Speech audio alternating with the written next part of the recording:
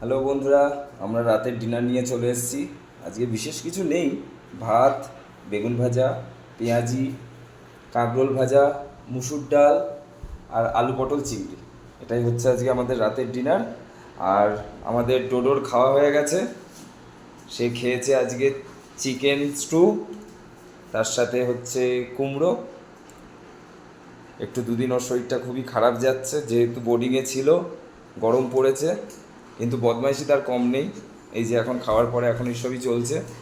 তো আমরা এখন খাবো, মোটামুটি আমাদের সমস্ত কাজ কমপ্লিট, কালকের টিফিনও গোছানো কমপ্লিট। এবার আমরা খেতে বসবো, খেয়ে দিয়ে তারপরে আমাদের শুতে যাওয়ার পালা। তো এখন আমাদের সঙ্গেই থাকবে, তারপরে আমরা যখন বেডরুমে যাবো ও আমাদের সাথে বেডরুমে চলে যাবে।